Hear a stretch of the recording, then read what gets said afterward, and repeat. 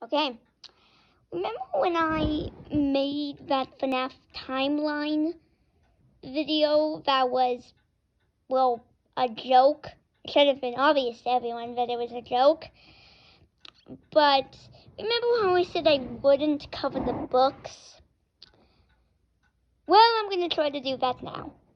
Since the book lore is much more complicated, in my opinion, more complicated than the game lore, I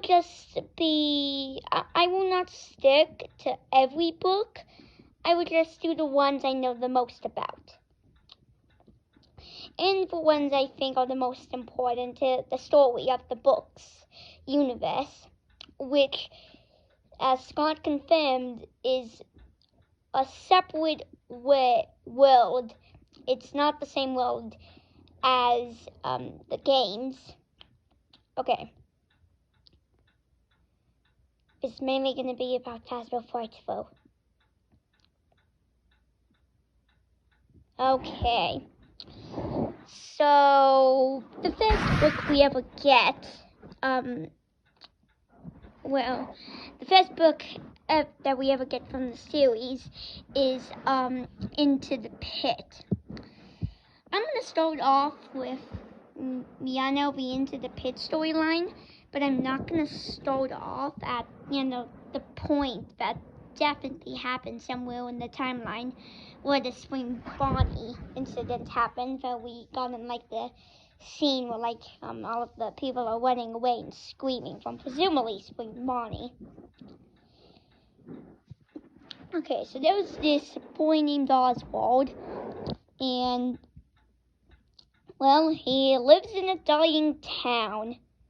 The town is so dead that it's pretty much my mouth when I'm thirsty or parched. There's a pizzeria, and it's called Jeff's Pizzeria.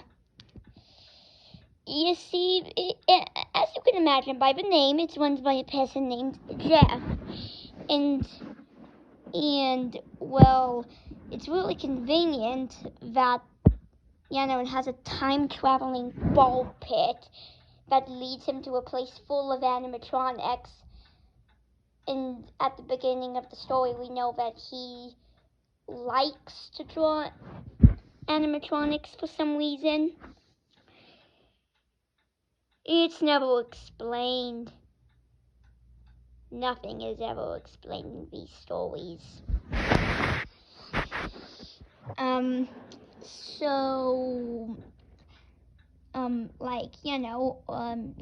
Stuff happens, boring stuff that has to do with his friends, boring, and then he goes to Jeff's Pizzeria. You see, he sees that there are animatronic-like figures that are similar to his drawings. It's easy to tell who those are if you haven't read the book already or had a summary. But yeah, he can faintly see the outline of what looks like faded paint or a faded poster stuck onto the wall with big words that spell out Jeff's Pizzeria crudely painted onto them. He gets a pizza, yada yada. Jeff is possibly Ennard, blah blah blah. And then we go into the thing that the book gets its title from, the time-traveling ball pit. You see, when I learned that there was a time-traveling ball pit, you have to realize how weird that is. Even for FNAF, a time-traveling ball pit. When I found out about that, I was weirded the heck out. He goes into it, and well, he was brought to the 90s. You know what? Most of the story is pretty slow. Most of it is boring.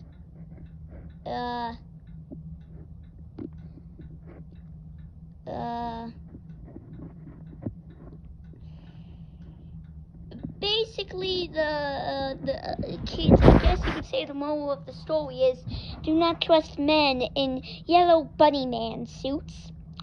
And if they have purple bow ties, do not trust them either. Do not go to pizzerias because they are obviously haunted by the souls of children. And also, most importantly, you should never, ever go into ball pits. There's a reason you don't see those things around, you know. No, it's not because of bunny men living in them. It's because of the unhygienic. It's because of how unhygienic they were. Overall, how would I rank this story? Well, the ending is a little anticlimactic. I still struggle to understand how what seems like a teenage boy or preteen is able to successfully strangle probably a 4,000-pound bunny man. That just seems impossible. Also, Meow Meow has passed away. Please